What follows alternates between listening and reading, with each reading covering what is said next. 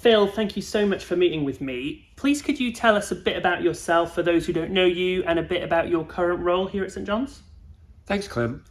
Yes, I'm Phil Johnson. I'm American, so I've got this funny accent. But I've been worshiping with my family here for 30 years. My wife Joyce and I have 5 children.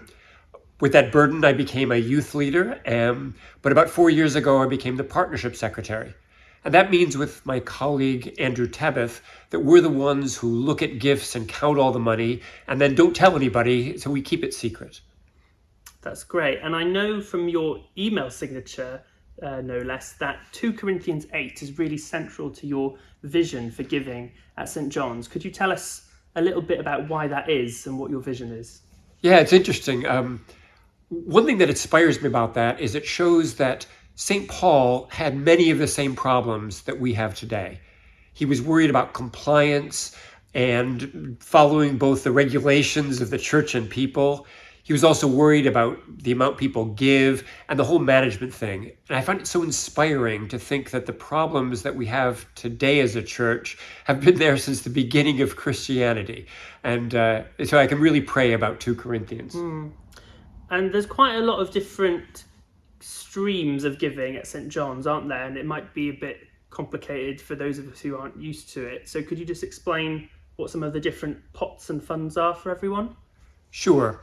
Well, the first thing is partnership giving, which funds the general fund. This is the most important thing because without the general fund, without having our day-to-day expenses, there is nothing else. There's no point in the Easter Center or other activities. We've got to run our church. And unfortunately, that takes money to do that, to pay our church fares and all the costs.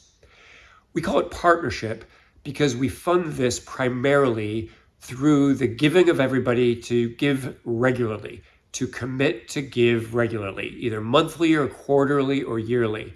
And that funds the whole church. The second stream is the Easter Center.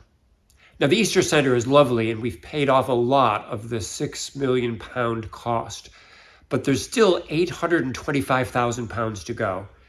And actually, that's a lot more money than many churches would even take a debt on. So it's a big debt.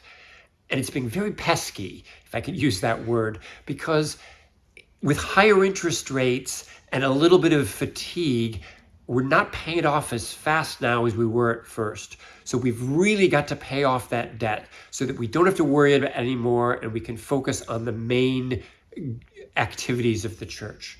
So if you know somebody who has £825,000 they don't want, send them our way. We would welcome that. Indeed.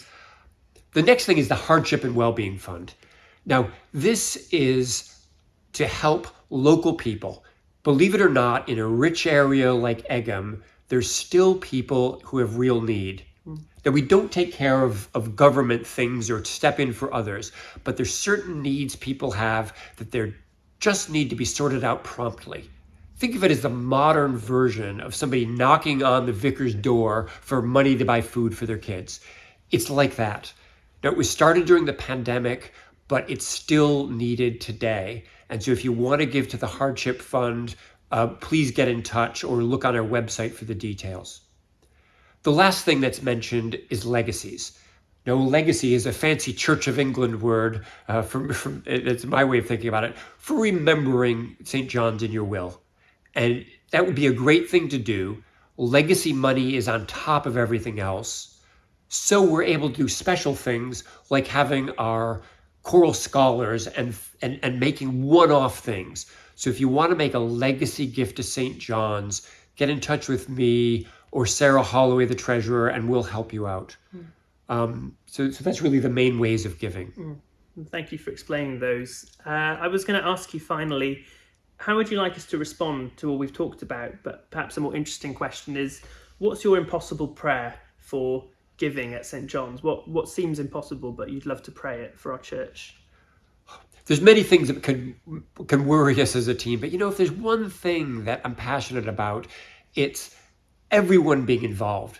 And so my impossible prayer would be for everyone to become a partner. It says in 2 Corinthians chapter 8, everybody should give according to what they have rather than what they don't have. And so that means that everybody can give something. If you don't have a lot of money, only give a fiver, that's fine.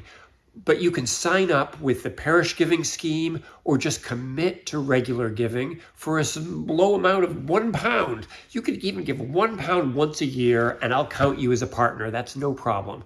So anyway, that's my prayer for everyone to commit to giving to St. John's regularly. Amen to that. Thank you so much, Phil. Thanks, Clem.